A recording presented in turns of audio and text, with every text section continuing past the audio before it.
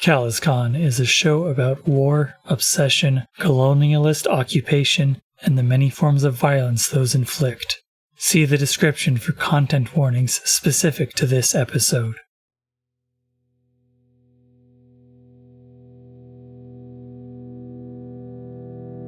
He has more to live for because he opens up his own school.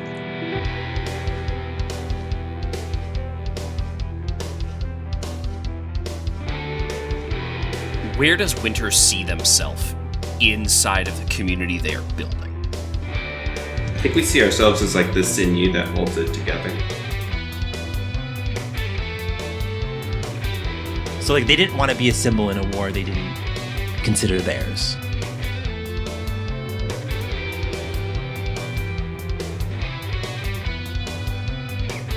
What is his faith like is probably documenting the dying days of his faith. He is the final act of time and reason.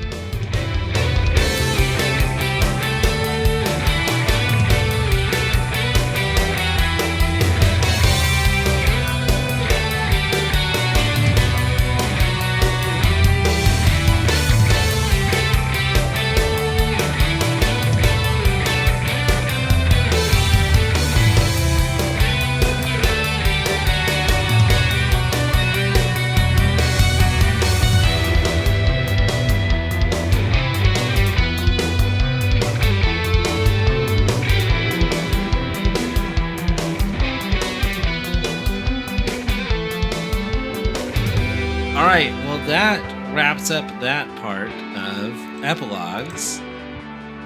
This is going to bring us to the next step. All right. So starting with, and I think it's just because it's most interesting because, well, actually, I think, Adrian, I'm going to save you for last this first time because in the weeks after, because I want to hear like how the others are reacting to your quote unquote death, like immediately following it before we hear like what you were doing. Does that make sense? Yep. Cool. So starting with, let's start with Marigold. What is Winter doing in the like just the first few weeks immediately following Goliath's destruction? Oh, and sorry. Before we start this whole thing, I just want to do another quick drive overview. So the state of things is we have spent drive clocks to complete Koa's drive and complete Winter's drive, but Winter, your drive won't complete until around the 1 year check-in when Calico actually does that. This means that when you're narrating stuff, just do remember that members of the Blue Sky Endowment will ultimately be safe. And Decarabia will always remain part of the DFS, which is a bummer, unless I guess another PC creates a different clock at some point. And Winter, you will be able to create that place of refuge and escape, but again, not until that year has passed. Calico, you will eventually give up on your pursuit of the gate device. All right. So with all of that in mind, Marigold, what is Winter doing in these immediate weeks following Goliath's destruction? Yeah, two main things. Helping people at least like find people who have been affected by this whole like escalation of conflict, find places to like hunker down or find aid locally, and I think I'm also starting to leave like little like artifacts on whatever our internet kind of situation is for Adrian to find. Okay, and obviously we all show up to the funeral because we have to make everybody think don't that we buy think that Adrian is dead. Like, there's never a time where Winter is like, oh, yeah, that's legit and that happened. Okay. No. I mean, I think, like, there's, like, shock, like, when I see it at first. Sure, then, yeah, like, during the mission. Almost. Maybe, but, like, yeah. I get Yeah. you. And you said all 8 bodies do attend Adrian's funeral? Yeah. This is like a weird state funeral, right? Yeah. This is a memorial because there's no body to bury. Right, is it even specifically for Adrian, or is this just like, and this is to the people we lost? This is, I think it's kind of both, right? So it's like, it is a general memorial to people whose lives were lost during the Goliath incident, but there are like certain soldiers whose names get highlighted during the ceremony, I think, and Adrian's name like is one of them. They do like a whatever the DFS equivalent of like a 21 gun salute for Adrian. Like Adrian is interred with honors, you know? So actually, Lauren, what's Calico doing in these immediate weeks following the thing? Calico is doing what Calico does best, and that is taking collect downtime actions. Okay. Fucking weirdo. It doesn't ever stop for Calico. Like, there's the funeral, and I think like if there's any question of like, does it get brought up? Oh, do we think Edrian's alive? Like, as far as Calico is concerned, like whether or not they're alive, they're dead, because that's just kind of how Calico thinks about things, and that's useful too to many people, including Adrian. So like Calico's like, if it ever gets brought up, and I don't know that it does, but Calico and Winter are close. And, there might be a, like, you can look for Adrian, right? And it's like, yeah, but it doesn't matter until if Adrian's faking it, until Adrian's alive again, it doesn't really matter to Calico. Because clearly this is another domino. Right. It's like, Calico's like, if Adrian wants people to think they're dead, then I'm not going to fuck that up for them. Yeah, exactly. Right? If I don't know if Calico looks in and sees if they're alive, like if that's an omen, it's not one Calico tells people about. Got it. Interesting. Over the coming weeks, no one's going to be like, but secretly I know that they're alive and I get to use dice from the pool for that to talk about it mechanically. Like, it's not a thing that he brings up. But yeah, it's collect actions. That was day whatever of the CalazCon war. We're not done. It keeps happening. So right, exactly. He continues to provide personnel and material and just be this kind of awful specter, horrible angel of death that's not even stalks the battlefield. Stalks implies a level of stealth and sort of mystery that is just not present. And you're giving all this to the DFS? Blue Sky. Like, we're not done. To Blue Sky. Right? Okay. Like, sure. Yeah, absolutely. Who knows now that Adrian is no longer part of the squad, who gets assigned to us? How many more child soldiers we have to keep training, right? That all is part of this war machine. But I think some of it does end up being like, well, I accounted for having Adrian here, and I don't have anywhere to place a lot of these things. So stuff starts to get funneled into places. I don't know if it's by Calico or by Winter, but maybe some supplies start going missing as they get worked into this network. Maybe palms start getting greased to build us a safe place, and we start to see the beginnings of Calico donating their time and effort towards other people's drives. Okay. Nice. Let's hear from JP or from Koa then. So these are the first few weeks.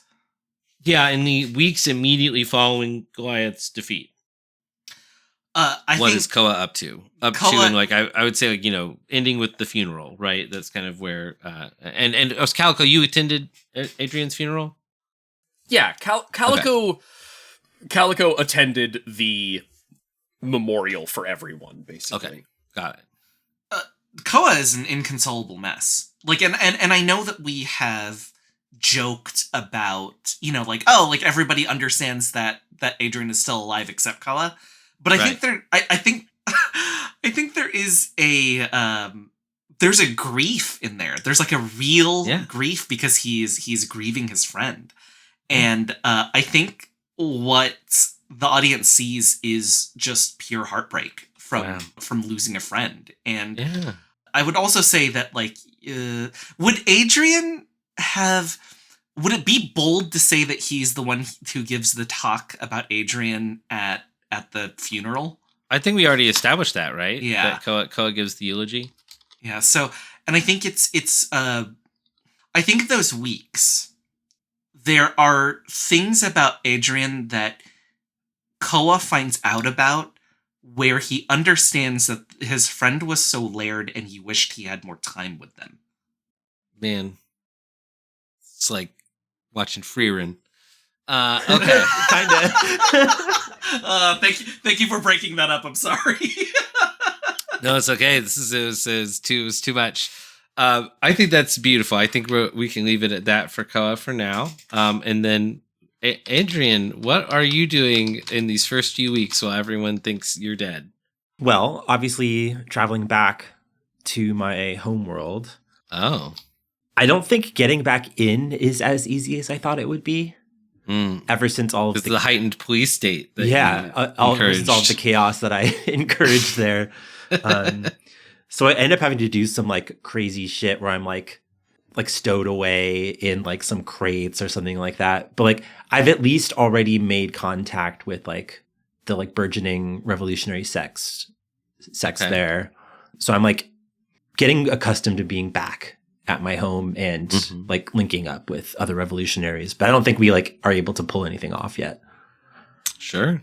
And also just, Adrian's really sad about all this too. And are you viewing you said you do view the service remotely, right? I think. Yeah. Okay. Does Havoc have to talk at all? Yeah, Havoc actually says like a lot of really like kind things about you, Adrian, about like how your incredible like skill and knowledge were, invaluable assets to the endowment, that there were many missions that would have been an abject failure without your expert, hand. He's mostly talking about you in a more professional sense because that's how he knows you. But like, yeah, I'm imagining there's like a hologram system that like has like sort of propagandistic images of all of the fallen to like exactly exalt them. And I think I hack the hologram as he's speaking about me, and I wait for a moment for him to like tell like a lighthearted joke or something like that. Like wait for him to like say something with a little bit of levity in his speech so that like people like, force a little bit of a laugh. But in that moment, I changed the hologram from my image to like the footage of Havoc twerking on the dance floor. Sure. So that the like light giggles turn into more of a laugh, and he thinks that he's getting like a laugh from the audience, but they're all just giggling at him twerking in the background. Amazing. Interesting. So I play one final prank. Yeah. No, I got it. That was beautiful. Okay, so that's what happens the first few weeks on. Now let's hear about what we're doing one year on. Starting with, again, I'm going to do, I think, the same order here, starting with winter. So as of now, I have the network more in place. It has taken a lot of hard work, a lot of, coordination, a lot of networking. But I think 1 year out, what we see is the bodies of winter have split into pairs and are on 3 different planets working together. Okay. They've realized that their consciousness can span pretty far. And if they go out of range, then when they get close enough, they kind of sync back up in a way. And these are planets that are presumably suffering like the ongoing or aftermath of war that have like refugee populations that need. Okay. Gotcha. Yes. Sorry. Right. Yeah. Specifically. What's your relationship with Deus like? Have you? I can tell you a little bit. I don't think the Deus is like fully joins your hive ever, because I think you guys have probably some fundamental disagreements about like politics that can't get because Deus is like fundamentally a monarchist, like is pro autocracy, and believes that democracy is a weak and ineffective form of government. But yeah, I mean, do you continue your relationship with Deus, or do the two of you drift apart? That's a really good question. I think our relationship continues because there aren't very many people out there who know what it's like to be like us. Yeah, that's fair. So I think at the very least, I don't know, like to what degree, like romance kind of stuff, like is a part of their relationship. But I don't think that Deus is like a romantic entity in that way. Yeah. Okay. Like, fair enough. So yeah. Right. So I would say then that so their friendship continues. They're able to like talk about like the experience of being a hive that like basically nobody else can relate to. I think that's about it. They probably at some point figure out how to not know where each other are all the time. I think it's more interesting if you do. I think it's more interesting if that's permanent. If the two of your hives always know like where each other's members are, and like I think that's kind of interesting. I don't know. I kind of like that. Yeah. So maybe that's part of like why we're still like hanging out is because like we have to like maintain that trust, right? Because there's a lot of time we both are involved in delicate operations on a consistent basis. Because we didn't spend the drive clocks to remove Deus as a rival, I do think that there's still like a friendly rivalry between the two of you, right? At times, right? Sure. Sometimes there's... I don't think it's nearly as heated as it ever was before, but I think like there are times you're in like friendly competition to like, you know, do this thing or get to that group of people or something. Like maybe there are times... Because remember, the Hermit Crab's whole thing is that they're trying to like convert people into supporters of the Empire, you know, through culture and by like, you know, looking heroic and stuff. And so I think that, you know, Deus is also doing a lot of similar work to what you're doing, right? A lot of war relief and like aid efforts, but it's doing it, you know, in the name of the Empire and the Empress. Jovangel has an Empress, I think. And, you know, so I think that's like how the rivalry manifests these days. You know what I mean? Yeah. And I think there's still like levels of like cooperation too. Like if there's people I need to help that I can't get to that they can, I pass that along or we pass that along and like vice versa, right? Like if there's absolutely people that they would love to convert to like their whole operation, but like I think they still prioritize the safety of and that's the nice thing about this people over this type of friendly rivalry, you know, where the goal is to help as like you outdo each other by helping people better. Like that's, you know, net good for everyone, right? Like, But I did want to say, I think one pair is on Edrian's planet. Whether or not we've made contact, I think we're still leaving up to Edrian, but we know that that's kind of like a hostile place for the people that are you know, the native population. So we're trying to see what we can do. Do you know which two bodies it is? Yeah. Body 6 and body 2. Cool. All right. Neat. So that's Winter's 1 year on. I want to know about Calico's next. So I've thought a bit about this, and a couple of things happen. First, Calico leaves the Blue Sky Endowment. Sure. Yeah, I think the endowment is dissolved at this point. Oh, is it like completely dissolved? Okay. Yeah. So we spent all of the endowment. Yeah. Right. Despite Calico's best efforts to replenish it. No, I think Calico, like, I don't know that the war on the CalazCon war as it is over. I don't know, like, I don't have the authority to say that, but what does happen here is I'm trying to remember the name of the businessman we kept getting the ship from. Oh, paid promotion. Oh, yeah. Paid promotion, that's what it is. Are you going to go work for paid? No. Okay. But either the DFS buys or Calico, quote unquote, saves up enough to requisition. I'm not exactly sure how this comes along, but Calico ends up being either the captain or somewhat in command of that ship, the Phalanx class Die-Wing Heavy Industries advanced carrier. What was it called? I don't know that it had a. Do we have a name for it? Because I know we have the name of the model. I'm looking at we got the Phalanx class Die-Wing. Heavy Industries AC. Yeah, maybe that was all of it. I don't know if we gave it a name, but that's... that wasn't the Gambler's Paradise, was it? Or Glorious Odds? No, those are just other ship names we have, but okay. I do like Gambler's Paradise, Glorious Odds, Trader's Gambit. Those are fun ship names. Did we end up using any of those names? I can't remember.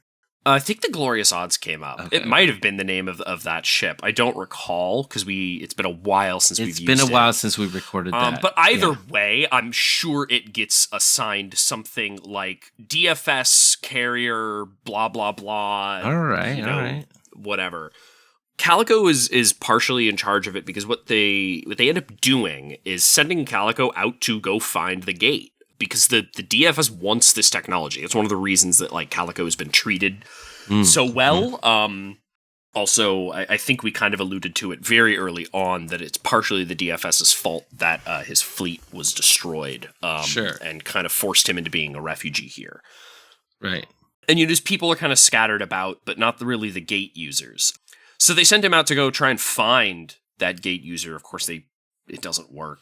Calico ends up being basically a privateer, doing more piracy out in space, trying to find this thing and doing work for the DFS. And it's a long and lonely road.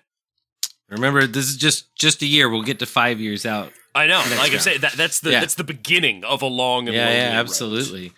I love this. JPG, tell me about what Koa's doing 1 year on. Is this where have you founded your school and stuff? Oh yeah, or? This is when I would found the school, right? So it's the Adrian Weaver School for Gifted Individuals. Oh my God. What grades do they teach? Oh, it's all encompassing. So it's like K through 12? Yeah, K through 12. It's like boarding school if you want, but it's not forced. It's not one of those places. Okay, so it's with available dormitories? Yes. Okay. As an autistic kid who was in the Gifted and Talented program, I love this. Yeah. Okay. And tell me about that. I think he guilts the DFS into giving him money for all of this. And because of the goodwill that I've built, I think this is the bravest Koa ever gets with the DFS. And it's, I will go to the press if you do not give me the money to do this. Okay, all right. Go to the press about like what blackmail do you have? I think... I mean, you reasonably probably have access to a lot. Yeah, I probably have access to a lot. But I think it's probably getting you new blackmail. I think it's a deep, empty threat, though. Yeah. And I think that's what makes it most special and what makes it most honoring Adrian. Was that... Well, I was going to say that Adelaide probably already has, like, dossiers on all of the fucking DFS. Oh, yeah. Like, that's what it is. You make this threat, and then behind the scenes, Adelaide, like, soft leaks a bunch of stuff to these people. Like, what's her little... It's like, say yes to my dad, or they find out about your mistress and your illegitimate children. And it's like... What's like her little hacker name? Because she has to have one at this point. I think it's so. Hold on. So Adrian's was Gossamer, right? Yeah. So then, can she be Junebug? There you go. Oh my God, that's adorable. Yes, it's definitely Junebug. She's like those like terrifying babies that are in a lot of like sci-fi and fantasy things.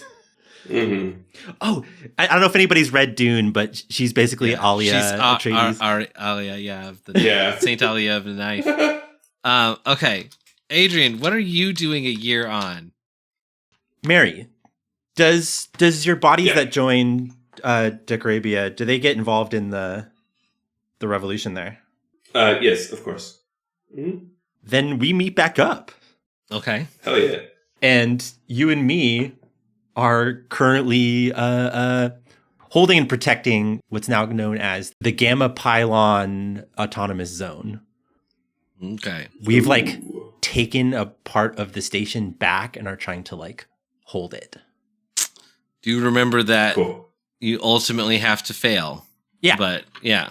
That's why it's an autonomous zone within right. the like station. Like there's probably like pylons like Alpha through Omega or whatever. Sure. We have like one of them. We're getting up to some like Final Fantasy VII shit here. Sure. Mm-hmm. All right. Sick. Did you want anything else there, Adrian, or? I mean, what is our reunion like? Do you think? I love that. I kind of think I'm embedded, or like I'm part of the revolution before we meet, right? And so, like, I'm there, like, I'm kind of picturing, like, after some kind of conflict, both bodies are, like, kind of covered in grime, hunkered down somewhere, and maybe, like, we look to the side, and you're, like, hunkered down next to us. Yeah, I have an eye patch it's now. like, holy shit. Yeah. Oh, it's punished Adrian. Yeah. I have an eye patch and like a metal hand. Punished Weaver. Yeah. I think we, not both of us, but but one of us gives you a big hug. It's like, holy shit. I didn't know if I'd ever see you again. Cohen's gonna be really mad. Wow. Okay. Do you think we talk about it, or do you think we just like commit to what we're doing without acknowledging? Are you still going by the same name, Adrian? Or surely maybe not, right? Because like that was my name. Like my own people would have known me by that name. Right. I had always assumed that was already like an alias, like your parents. Well, like I got like arrested by the state and shit like that. So that was your government name. Yeah. Okay. I don't know if I have like a new name though. Are you just Gossamer now? No worries. Yeah, maybe you're just called code word Gossamer or something, right? No, I think like I need. Or maybe now you're called Ariadne Spider-Man. Ariadne Spider-Man. Let's see. There's no dash, so it's not Spider-Man. It's Spider-Man. Of the New Hampshire Spider-Mans? Of the New Hampshire Spider-Mans, yeah. Yeah, right, exactly. Sorry, go ahead, Devin. No, my new code name is Lactrodectus. Oh, man. Why do you better type that in the chat. Latrodectus. It's the family name for like black widows and stuff. Okay. Oh, yeah. Sick. What do they call you for short? Nobody calls you that. Yeah. Nobody. Thank you, man. Lactodrectus. They call you L.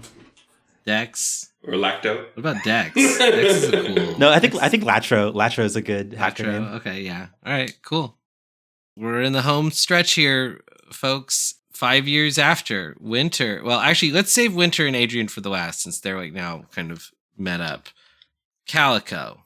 What do things look like 5 years? 5 years later for you. There's a couple things. 5 years on, the search has led nowhere. Okay. We can't find the gate. Whoever it was, however they acquired it, Calico does not know. And the DFS still wants to reproduce the technology. And I think they're able to reproduce a portion of it. Not entirely, because it involves so much of like it almost doesn't work without the faith. But not only that, the way in which the gates were passed on was like a secret of the fleet. And I don't know that Calico got one. He doesn't know how he got it. Yeah. He knows how he got it. He does not know the intricacies of the process of transferring it. Right. Sorry, that's what I meant. Right. Yeah. And so several things happen. People come and go off the ship. Wait, I want to know more about when they partially recreate it, what parts are they able to recreate? I don't know entirely, but what I will say is we start to see DFS soldiers that are part of either Spec Ops or Black Ops or intelligence programs that kind of act like new types. Okay. I think what they can do is they can isolate parts of it, right? It's like some people have like a spider sense. Some people have the ability to do total recall shit. But not on the level, scale, or accuracy that Calico can do it. Okay. Mm-hmm. So the two kind of main things that happen is Calico continues to be on this ship for a while. Mm-hmm. I think they commit that drive clock more and more towards Winter's drive. And they effectively become a smuggler for Winter. Okay. Using the carrier to not like Han Solo style things, but like, oh yeah, DFS shipments got lost. It's these things happen. And at the same time, this is where I really don't know which direction to go and would love some input here. Part of Calico training and integrating with this new group of soldiers that have parts of his tech is that they do have to carry on some of the traditions of his religion because that's the only way he really knows how to do it. Mm-hmm. Like, he doesn't know the science or math behind it. Mm-hmm. But he doesn't go like full, Legend of Korra and try and resurrect his religious sect. It's done as far as he's concerned. It dies with him in many ways. And sort of at the end of these 5 years, I mean, like, we don't get to escape the war, right? So not the CalazCon, is over, but the war is not. But the war is not. Right. And I think he just ends up kind of Calico dies. He himself doesn't die, but he ceases to be the final act of time and reason. He is no longer the angel of death for a religion that doesn't exist. Does he take on a new name? Or no? I think he's. It's like if any of you saw Calico, you'd be like, that is the same body, but that is not the same person, right? What does that mean? How does that show up? He uses the gate less and less. He doesn't have as many prophecies or omens, and eventually to the point where he just doesn't kind of have them. I think Calico becomes again, like, he starts to lose his faith because there's no faith anymore. Again, what do you do when you are the Pope without a Catholicism, and no real way to bring it back? Because he couldn't find the other gate users. They aren't doing it. He's been searching for them for who knows how long, and they left it. And I think, this is how Calico loses. He gets absorbed. That's always been a thing I thought was going to happen, is he gets absorbed into the DFS. He's part of this empire now, and it whatever version of his religion exists as like mythological superstition among this group of new super soldiers kind of made from his biological computer. This is extremely grim. It's grim, but also like things change, right? Catholicism as we know it now is nothing like it was. Sure. Yeah. In the past. I think another like touchstone for this might be the Friends at the Table's The Rapid Evening. Yes. Which has existed on a timeline of thousands, dozens, if not hundreds of thousands of years. Yeah. And its current incarnation is nothing like what it started as. And in between, it was even completely different than the beginning and the end. Right. And so I think, this is a point on the timeline of this faith where it's going to change. And, maybe someone somewhere figures this out. Maybe the gates come back into play. But for now, the final act of time and reason is the final act of time and reason. That mech is going to get passed on to someone somewhere when Calico eventually dies or it's taken from him by the DFS and he can't do anything about it. But that's where he is. Not in a good place. But for him, he's accepted it. Right. He's come to terms with it. Cool. That was a bummer, but it seems appropriate.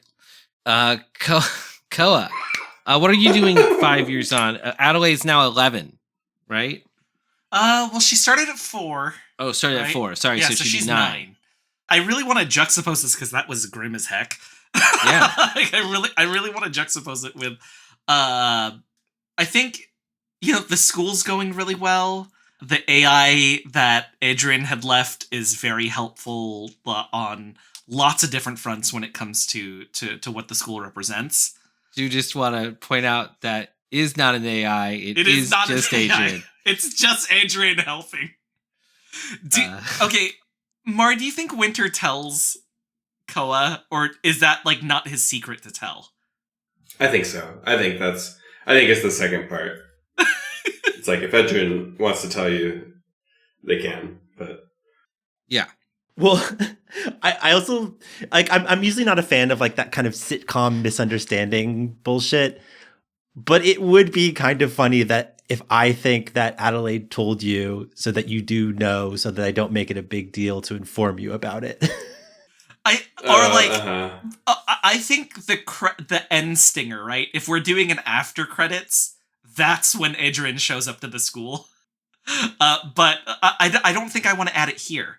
Yeah. I think Koa's found some peace, right? We had that dating episode a few episodes back. Mm-hmm. Do you think he got back into it? Not with that woman. Are we voting? No, not with that woman, obviously. Right. But yeah. Do you think like Havoc introduced me to somebody, or? Sure. I guess it's your character. Do you want to like get remarried and have a stepmom for Adelaide? Or I don't think it's remarried. I think it's being comfortable enough to get back out there, right? Like it's okay. So you go like on one date. In 5 years. In 5 years. That's dark. Years. I've been on like 3 dates in the last 5 years. It's tough out here for a single dad. Oh, sorry about that. So I would say, yeah. So he's starting to go on dates. He's starting to, but I think it's also, it's get busy living. Don't get busy dying. And so he's really taken his friend's death to heart, but in a more positive way at this point, where he's put the energy into something more important. I'm going to say that you use Adrian's death as a motivator for yourself. Yes, yeah. Get busy living. This is so fucking funny. Okay, cool. And then what is Junebug still terrorizing the government? Junebug is terrorizing both the government and everybody in her 3rd or 4th grade class. Okay. That's class. I feel like that might blow her cover, but sure. All right. It's an anime. Who gives a fuck? Adrian, wait, are we allowed to swear in this show? I hope so. I think we've been swearing this whole time. I think we've been swearing. Adrian, tell me how you lose this war. Oh. What are the details about this like DFS fracture? How much do you know about it? Oh, 5 years on, the DFS fractures into. I'm not sure if I guess I can talk about it.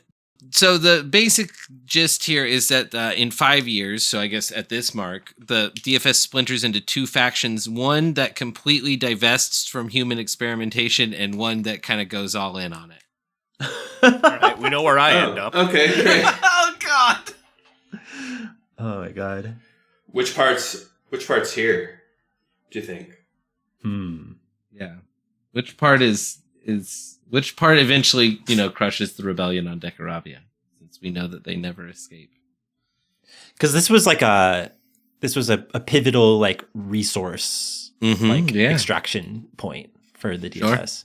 Sure. The rebellion doesn't need to be crushed, right? It just needs to not. It can never win, I guess. Fully realize what its I'll goal. say. Yeah. Right. Yeah. You need to leave it in a position where, it can't win. Still so I guess it doesn't have to be destroyed, but Yeah. Because I was kind of thinking that like maybe like I get too much fucking heat here and have to like leave again. Okay. Kind of like joining in on like Winter's quest, sort of. Okay. And also like, taking a little bit to heart what Calico told them in that scene where like Calico got really scary and Adrian was like, I don't know about this guy actually. Oh God. Was that the one where you went like shotgun John Wick on a bunch of dudes, or? No, the one where Calico was showing off his like red string board. Oh yeah, I remember that. That was a good scene. We do okay on this show. But yeah, I think they as much as they wanted to come back to their home and protect their people, like they're once again reminded that like, the infrastructure goes all the way up and like we can take back a couple pylons, but like it's not winning us the war. And you just eventually have to go somewhere else? Yeah, I need to like hit the infrastructure in a more key point. Well, I think that wraps up Adrian. So I wanted to give a couple ideas about that. Yeah, go for it. Depending on whether Winter stays or not, they might travel together to like to go do more terrorism. Mm-hmm. Yeah, you can go ahead and assume that. Yeah, cool. And then one last scene then we get is a like big truck pulling up to the Adrian Weaver School for Gifted Children. Mm-hmm. Mm-hmm. And I like send a message that like Koa needs to come out and like sign for something. Amazing. And the fucking truck driver is just like Adrian in like a low-key costume of like a truck driver.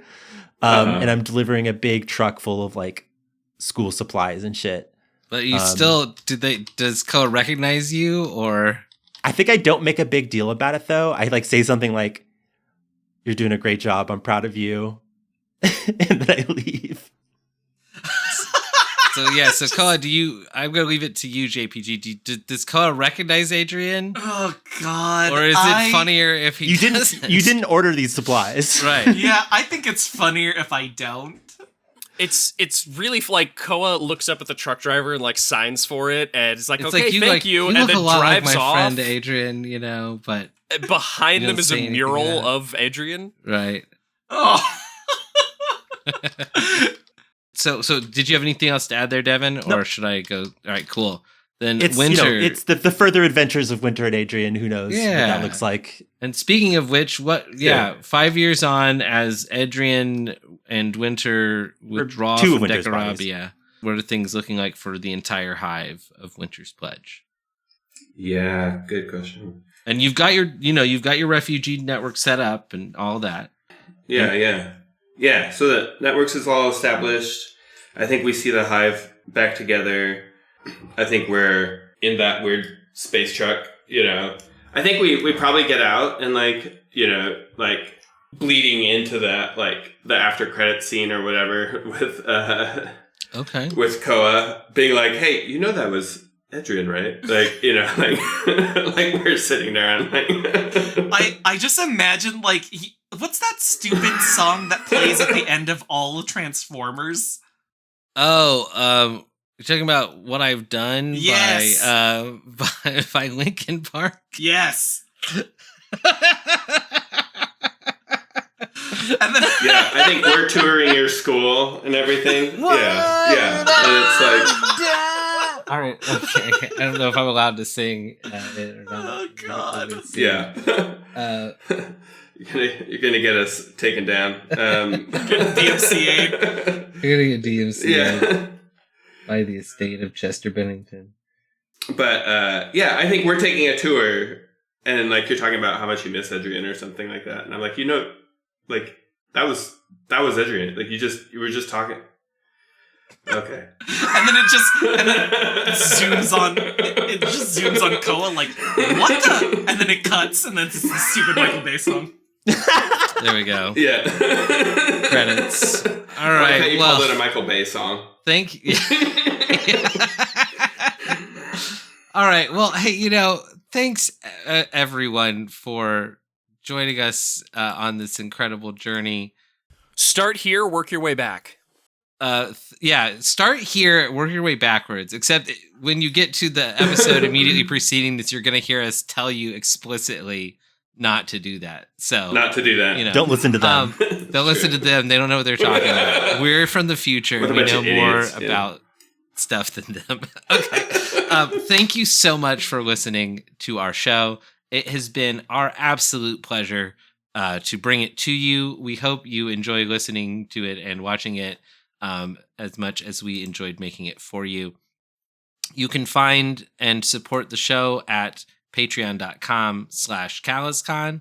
For one final time, we're going to do an outro here and let's go around. Lauren, where can people find you on the internet, and who are you? I'm Lauren Peterson. I've been playing Calico Brave, the Forewarned. You can find me on the internet, usually around Twitter at DM_LSP, and you can check out the games that I write at itch.io/DMLSP. Devin? You can find me at Devin Decibel everywhere. Devin Decibel on Bandcamp, Devin Decibel on Itch, Twitter, whatever. Cool. JPG? I've been JPG. I am a pop culture educator and consultant. You can find me on all social media at SpeakerJPG. And you can find me speaking on stages like San Diego Comic-Con and Gen Con Indianapolis. Marigold? Hey, I'm Mary, and I do just want to reiterate, thanks so much for listening to this gigantic experimental podcast. We've had so much fun making it, and, we couldn't have done it without you guys. And I've been playing Winter's Pledge, a weird amalgamation of several minds, helping people out. Where can people find you on the internet? Oh, you can... Yeah. Just really only at braverun.itch.io. There's a link tree connected there for whatever I end up updating from time to time. So that's it. This is probably super far in the future, right? Yeah, like a year or two from now. This is gonna be like 2 years from now. Yeah. From when then check out the new album by my band Gloomy June. It's probably out now. check out Gloomy June. Gloomy June rules. And my name's Peace, aka Andrew Blatt. I go by my real name on the internet, so you can search for it. You can also find me on Twitter at Drucifer3939 or on Blue Sky and what's the other one? Co-host at Piece of Crap. That's Peace with an A. Thank you once again for listening to CalazCon, and we'll see you hopefully someday in the future. Glory to Calazar. Glory to Calazar. Glory to Calazar. And then just the Michael Bay song.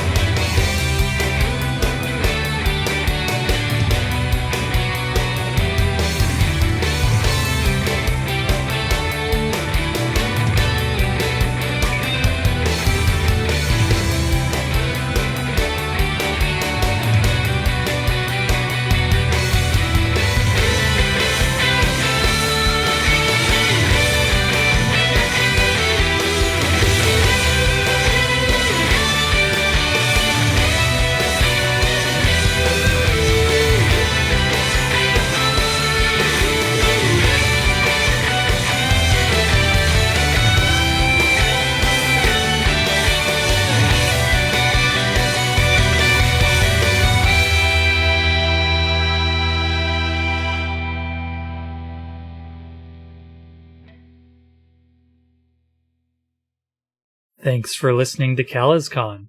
This episode was edited and sound balanced by Christine Blight. You can reach her for voice acting at CVBlight@gmail.com. The show's music is by Devin Nelson. You can find them on all social media at Devin Decibel. If you'd like to support CalazCon, you can find us on Patreon at patreon.com/CalazCon. Please tell your friends about the show too. Remember, all glory to Calazar.